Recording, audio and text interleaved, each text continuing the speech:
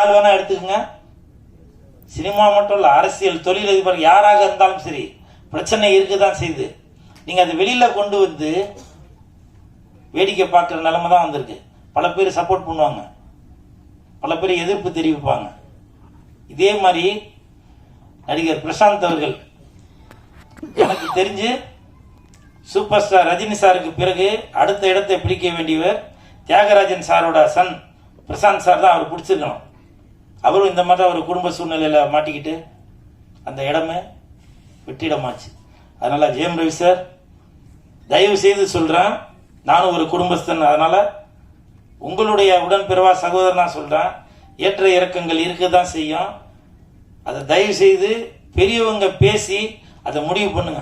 ஏன்னா இந்த நேரத்தில் வார்த்தைகளை கொட்டிட்டாக்க, ஏன்னா உங்களுக்கு 2 பசங்க இருக்காங்க, நான் அவங்க பசங்களுக்காக தான் வாழ்ந்துட்டு இருக்கேன்னு 2 பேருமே மாறி மாறி சொல்லிட்டு இருக்கீங்க.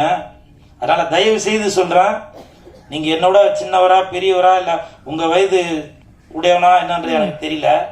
ஏன்னா உங்க கம்பெனியில நான் சாப்பாடு சாப்பிட்டவன், சம்பளம் வாங்கினவன், அந்த நன்றி உணவோட சொல்றேன். தயவு செய்து ஜெயம் ரவி சாருக்கு தகுந்த, அதற்கு தகுதி உள்ளவர்கள் அவங்க 2 பேருக்குமே ஒரு கவுன்சிலிங் கொடுத்து இணைத்து வைக்க பாருங்க. ஏன்னா ஜெயம் ரவி சாரோட குடும்பம் எனக்கு நல்லா தெரியும். அப்படிப்பட்டவங்க இல்லை அவங்க. எல்லா குடும்பத்திலையும் பிரச்சனை இருக்குதான் செய்யும். ஆர்த்தி மேடம், நீங்க என்னோட சின்னவங்களா கூட இருப்பீங்க. உங்க பாதம் தொட்டு கேட்கிறேன், உங்களுடைய குழந்தைகளோட நலன் கருதி தயவு செய்து நீங்க ஒரு சுமூகமான ஒரு முடிவு எடுத்து நீங்க ஒத்துமையா வாழணும். ஜெயம் ரவி சார், நீங்க வந்து கோவத்துல வந்து சொல்றீங்க நான் இனிமேல் நடிக்க போறதில்லை அப்படின்னு. எனக்கு சினிமா இண்டஸ்ட்ரியை சேர்ந்தவங்க சொன்னாங்க, சேட்டலைட் நல்ல வியாபாரம் ஆகுறது ஜெயம் ரவிக்கு தான் அப்படின்னு. அப்படிப்பட்ட ஒரு மனிதரை ஏன் தமிழ் சினிமா இழக்கணும்? உங்களுடைய குடும்ப சூழ்நிலைக்காக எதுக்கு பல தொழிலாளர்களோட வாழ்வாதாரம் பாதிக்கணும்?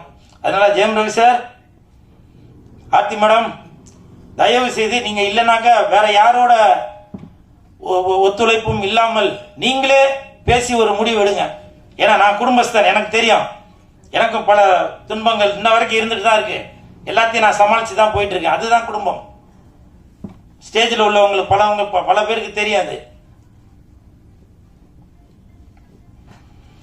ஏன்னா வழி சொல்றதுக்கு ஊரே வரும், ஆனா வழி சொல்றதுக்கு ஒருத்தர் கூட வரமாட்டாங்க.